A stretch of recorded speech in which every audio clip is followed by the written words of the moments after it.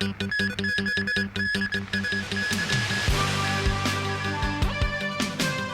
Kong and Guangdong sign 8 cooperation agreements. Japan battered by a powerful typhoon. And Lawrence Summers drops out of the Fed chairman race.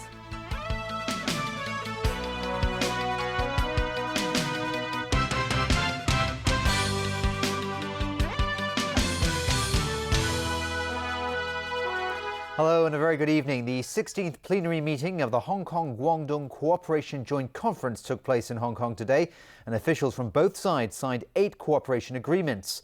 Meanwhile, the Guangdong Provincial Governor says mainland authorities will take good control of the number of travellers visiting Hong Kong so as not to overburden the SAR. Vicky Kung reports. Chief Executive Leung Chun-ying and Guangdong Provincial Governor Zhu Xiaodan jointly led today's meeting. The 2-hour discussion ended with the signing of 8 cooperation agreements. Both sides agreed to create a free trade zone for services in the region. There are also plans to better control product quality and to develop intellectual property rights, tourism, and the movie industry. Reporters asked Governor Zhu questions about the increasing number of mainland tourists visiting the SAR under the individual visit scheme and subsequent problems like overcrowding. Zhu promised to work with the SAR to make sure the number of mainland visitors will not exceed Hong Kong's capacity to receive tourists. The CE, meanwhile, pointed out that mainland authorities have only opened up the visitors scheme to 49 out of the 600-plus cities in the country. The chief executive also stressed the importance of mainland visitors to Hong Kong's tourism industry. He said the city should look into how it can take on more tourists. Vicky Kung, TVB News.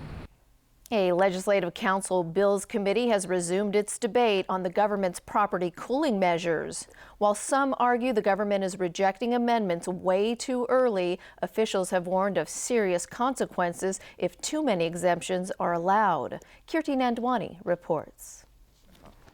Exemption for Hong Kong-owned companies from the Buyer's Stamp Duty Amendment Bill. That's one of the suggestions today on how the government's property cooling measures can be a little less tough. What level does the market has to drop to before it is withdrawn? We propose a refund if the property is owned for 3 years without any change of shareholders or directors, then surely it is not a speculation. So we have closed all the loopholes. That's just one of a long list of amendments proposed for the Stamp Duty Amendment Bill as legislators try to water down what some believe to be too much government control. Hong Kong permanent residents buying residential properties are already exempted. The government would not budge on Hong Kong-owned companies and charity organizations. If we were to exempt all companies wholly owned by Hong Kong PL from paying this BSD, then the risks cannot be underestimated. He warned that too many exemptions to stamp duty payments will give the impression that the government lacks determination in stabilizing housing prices. The housing chief is also worried that too lax a bill will risk a bubble in the property market and in turn harm the economy. The Bills Committee will meet again early next month. When it wraps up its debate, the Stamp Duty Amendment Bill will go to the full Legislative Council to its second reading. Kirti Nandwani, TVB News. Beijing has expressed its displeasure over a British minister's recent claim that the UK stands ready to support Hong Kong's democratic progress. A Foreign Ministry spokesman said Hong Kong does not need any such support. Jenny Lam reports. A spokesman for the Foreign Ministry's office in Hong Kong said on their website today that officials from other countries should not interfere or comment randomly on democratic progress in Hong Kong. He was referring to British Minister of State at the Foreign Office, Hugo Swire, whose recent comments on universal suffrage in the SAR has sparked controversy. Swire said dialogue and cooperation between all parties will be vital for a smooth resolution, and of course, he added, Britain stands ready to support in any way it can. Beijing says there's no need for any such support from a foreign country and warned against any comment that might harm Hong Kong's stability. Foreign Ministry spokesman Hong Lei said Beijing is opposed to the British minister's comment on political development in Hong Kong. The SAR government, he added, has already stated its opposition to any foreign interference. Mainland newspaper Global Times also waded in on the issue. In a leading article, it rejected the Pan-Democrats' call for Beijing to regard Hong Kong as an independent political entity. The newspaper continued it would be impossible to get the central government's support on this, which is why it claimed the Pan-Democrats welcome British and US involvement to boost their voice. But the paper went on to say that Britain and the US would only do so out of their own interests. Jenny Lam, TVB News. A powerful typhoon hit Japan today and left Tokyo battered by heavy rain and strong winds. At least one person died and dozens were injured after Typhoon Manyi triggered flooding, landslides, and power outages. Trying to avoid another nuclear disaster, workers at the crippled Fukushima nuclear power plant admit they may have violated nuclear safety rules. Packing wind speeds of 162 kilometers per hour, Typhoon Manyi made landfall in the southern Aichi prefecture. By the afternoon, the storm was centered over the city of Sendai, about 350 kilometers north of Tokyo, where it dumped torrential rain and flooded homes in its path. Japan's meteorological agency took no chances. It issued the highest level emergency warning across 3 prefectures, Kyoto, Fukui, and Shiga. At the popular tourist destination of Kyoto, 260,000 people had to be evacuated to safety by boats due to the flooded riverside streets. Authorities confirmed a 72-year-old woman was found dead. Her body was dug out of the debris of her home that was smashed by a mudslide in Shiga Prefecture. An aerial view of Fukushima reveals catastrophic damage. The entire town was swallowed up by floods, forcing the evacuation of its more than 81,000 residents. Some 70 people were injured across the country. The government set up an emergency task force to get people the aid they need as rescue teams search for the missing. More than 300 homes were flooded across western and central Japan. About 80,000 houses are without electricity. Trains in and around Tokyo were suspended and hundreds of flights were grounded. Over at the crippled Fukushima Daiichi nuclear power plant, hasty decisions may have been made while trying to batten down the hatches. Workers admit they pumped into the ocean rainwater that had been pulling around hundreds of storage tanks containing radioactive water. They did so to avoid the risk of potential tank leaks getting mixed with the rainwater that might seep into the soil or nearby sea. Plant operator Tokyo Electric Power Company believes the water they pumped into the Pacific was untainted. But doing so without knowing for sure may constitute a nuclear safety violation. Japan's meteorological agency plans to downgrade the typhoon to an extratropical cyclone later tonight, but warns people to stay indoors as the rain will persist through Tuesday. South Korean workers went back to their jobs today at the Kaesong industrial complex, jointly run by the South and North. Some 800 drivers, workers, and managers from the South resumed their positions at Kaesong 5 months after Pyongyang shut it down amid a torrent of threats against Seoul and Washington. Companies operating there estimate that they've lost a combined $920 million since the North pulled its 53,000 plant workers. The industrial park was established back in 2004 and considered a test case for reunification as it combined South Korean know-how with cheap North Korean labor. Full-scale operations are expected to resume shortly after today's trial run. Former U.S. Treasury Secretary Lawrence Summers has pulled out of the race to replace Ben Bernanke as chairman of the Federal Reserve. Summers, a former top aide to President Barack Obama, was considered to be the frontrunner for the position after Bernanke's second term expires in January. But he was dogged by controversies, including his support for deregulation in the 1990s when he ran the Treasury Department in the Clinton administration. He was blamed by some for the financial crisis of 2008. Summers also took fire for comments he made about women's aptitude when he was president at Harvard University. His withdrawal appears to open the door for his chief rival, Janet Yellen, who's currently the Fed's vice chair. United Nations Secretary General Ban Ki-moon will brief the Security Council today on a fact-finding group's findings on the alleged use of chemical weapons in Syria. Meanwhile, U.S. Secretary of State John Kerry has warned Syria the threat of force is real if it fails to hand over its chemical weapons. And in Washington, President Barack Obama says he's told Iran that its nuclear ambitions remains a bigger issue for the United States than Syria's chemical weapons. Alan Buckner reports. John Kerry issued the warning during a stop in Jerusalem, where he briefed Israeli officials about the Russian brokered deal that would see Syria's chemical weapons arsenal destroyed. He said diplomacy will only work if it's coupled with a credible military threat. The threat of force is real, and the Assad regime and all those taking part need to understand that President Obama and the United States are committed to achieve this goal. We cannot have hollow words in the conduct of international affairs, because that affects all other issues, whether Iran or North Korea or any other.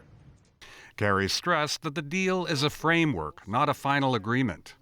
It is a framework that must be put into effect by the United Nations now. The deal was welcomed by the Israeli Prime Minister.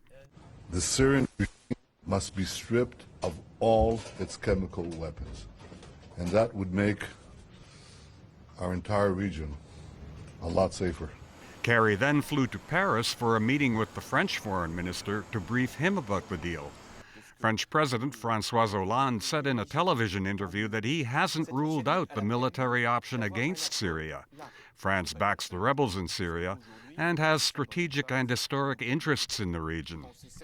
Meanwhile, U.S. President Barack Obama says he's exchanged letters with Iranian President Hassan Rouhani, stressing that Tehran's nuclear ambition is a far bigger issue for Washington than Syria's chemical weapons. The threat against Israel that nuclear Iran poses is much closer to our core interests, that a nuclear arms race in the region is something that would be profoundly destabilizing. Alan Buckner, TVB News.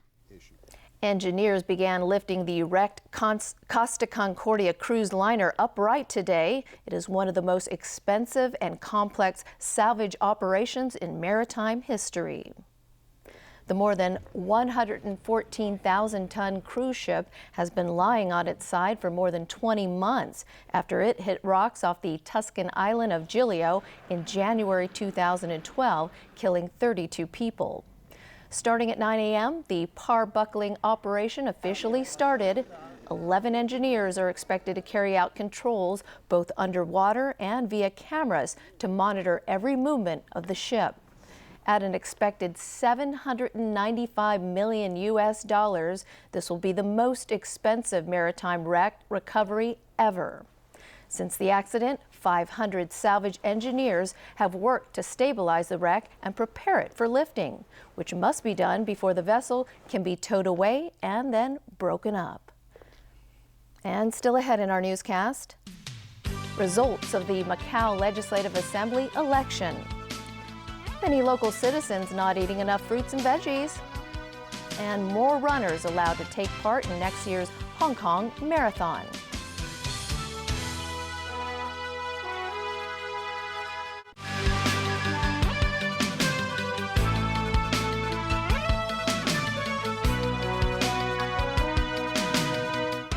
And welcome back to TVB News. The commercial sector dominated the polls in the Macau Legislative Assembly election yesterday. They took half the 14 directly elected seats. The pro-democratic camp was able to retain 4 seats. Stephanie Choi has the story. In a first since 1992, real estate and casino owner Chang Ming-kam's list secured 3 seats out of 14 with over 26,000 votes. Thanking his voters this afternoon, he said the results were beyond his expectations. Angela Leong, also in the casino business, though was the only person on the list elected to the assembly. The second candidate lost by less than 20 votes. Expressing her disappointment today, she said that she will lodge an appeal today on the results. 3 lists under the new Macau Association garnered 4,000 less votes than they did in the last election. Only Ng Kwok Cheung and Ao Kam San were elected to the assembly. That's 1 seat less than the previous term. Drawing an analogy to living in a wealthy village, Ng said to win the election, it appears that a candidate must provide long-term material gain to the people. Pereira Coutinho's list secured a seat more than the previous term. That means the Democrats still have 4 seats. 3 seats went to grassroots representatives. There were 27,000 more registered voters this time around than in the last election. The turnout rate was about 55%, up 4.6 percentage points from the previous polls. The Electoral Affairs Commission said 13 people were arrested on suspicion that they were taking pictures inside polling stations. The anti-graft body in Macau is also investigating one alleged case of vote buying. Stephanie Choi, TVB News. A study by the Department of Health found that Hong Kong people are eating less and less fruit and veggies. Doctors warn that this can increase the risk of heart disease. Stephanie Choi again. Have you had your 5 servings of fruits and vegetables today? I don't really eat them on a daily basis. I eat them whenever it's available. I try my best, but not every day, no, unfortunately. I don't really like the texture of fruit, so I don't usually eat fruit. The Department of Health asked more than 2,000 people in April last year questions plus information about their weight and height, exercise regime, and smoking habit. Only 5% did not have any of these heart disease risk factors. 80% of those asked had less than 5 servings of fruit and vegetables a day, a 4% increase since a similar survey in 2008. Most of them were unmarried men doing office jobs. Dr. Lau Xueting of the Hong Kong College of Cardiology warns that not eating enough fruits and vegetables and a lack of exercise are linked to damage to the walls of blood vessels and an increase in the risk of coronary heart disease. So, what exactly is one serving? Well, that's approximately half the size of your fist, which means you need to have at least 2 fists worth of fruits and vegetables a day to stay healthy. Doctors' advice is try to eat at home and go for recipes that have more vegetables and less meat. Stephanie Choi, TVB News. Organizers of the Standard Chartered Hong Kong Marathon are promising a bigger and even better event next year. More runners are being allowed to take part, and there will be more prize money on offer to those winners. Ronnie Samtani tells us more. Organizers announced today that the total prize money has been increased to $300,000 US. Along with the regular categories, a new 10-kilometer wheelchair race and a second half marathon race have been added to the lineup. Last year, there were issues with overcrowding because runners kept stopping midway to take pictures with their mobile phones. Organizers hope runners will be more considerate when the event is held on February 16th.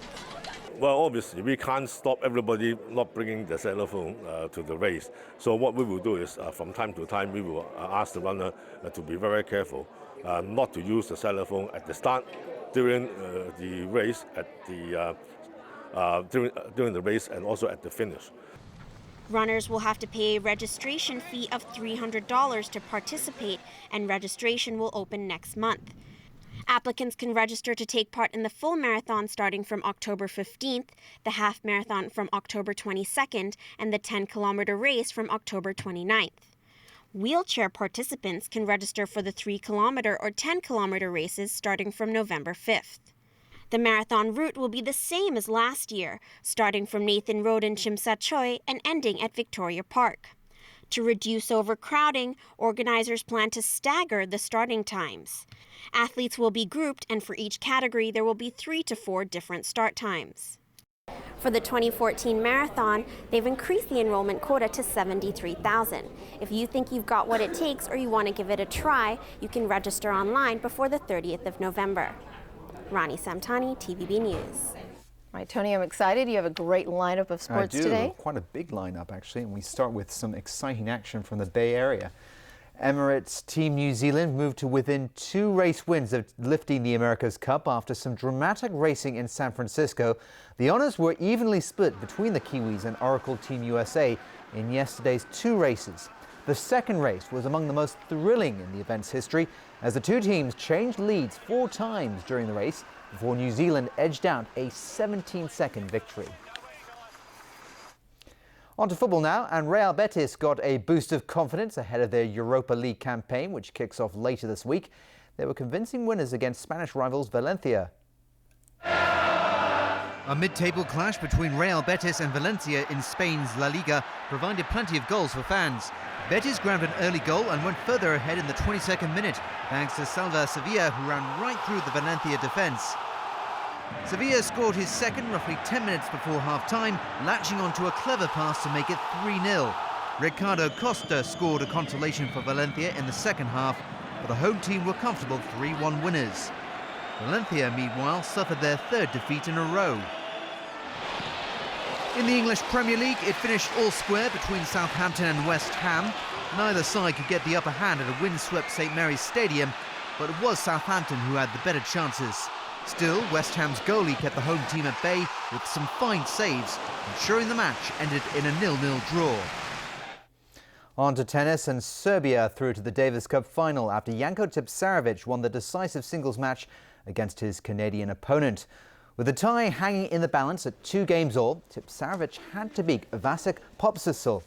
The Serb won in straight sets, but he was pushed all the way. Tipsarevic served for the match while leading 5-3 in the 3rd set and then wasted 4 match points in the tiebreaker. He clinched victory when Popsisil fell while trying to reach a passing shot. And Serbia faced the Czech Republic in the final. Well, the New York Yankees are out of contention in the race for the American League East title after suffering their 13th defeat this season to arch rivals Boston. Still, the Red Sox were gracious in honouring veteran Yankees closer Mariano Rivera, who's retiring at the end of the season. But afterwards, it was down to business. A 2-run homer from Mike Napoli at the bottom of the 1st inning got the Red Sox on their way to a solid 9-2 victory. Boston have a 9.5-game lead over second-place Tampa Bay. Meanwhile, New York's playoff hopes look in trouble as they trail the Rays and Texas Rangers by 3 in the wildcard standings. Right, Tony, one of those stories was a tongue twister there. You handled that great, if I may say so myself. Lots of names. Yeah. Thanks so much for watching, and good evening. Good evening.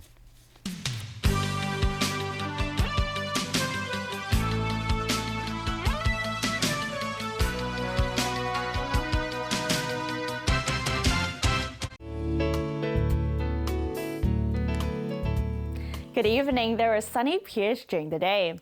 And as tonight's situation chart shows, under the combined effect of the northeast monsoon and the area of low pressure over the central part of the South China Sea, the weather is windy with showers over the coastal areas of Guangdong. Today's temperatures range from 26 to 30.8 degrees, and the relative humidity was between 68 to 95%. Moderate to fresh easterly winds. The current temperature is now 28.2 degrees Celsius, with the relative humidity standing at 70%.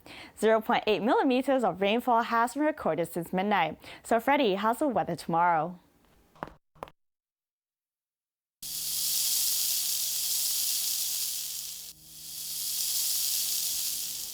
It will be mainly cloudy tonight. There will be sunny periods and a few showers tomorrow. Temperatures will range between 26 and 31 degrees. There will be sunny periods in the next couple of days. Tomorrow's API is forecast at 25 to 80, and the pollution level will range from low to high. And the maximum UV index forecast for tomorrow will be about 10. And here's the latest global weather update.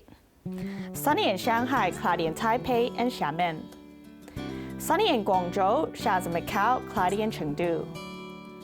Showers in Beijing, sunny in Seoul and Tokyo. Thunderstorms in Bangkok, rain in Ho Chi Minh City and Manila. Thunderstorms in Kuala Lumpur and Singapore, rain in Jakarta. Sunny in New Delhi and Karachi. Sunny in Cairo. Rain in Brisbane, thunderstorms in Sydney. sunny in Toronto. Cloudy in Vancouver, sunny in San Francisco and Los Angeles. Rain in London and Paris. And that's the weather. Have a lovely evening.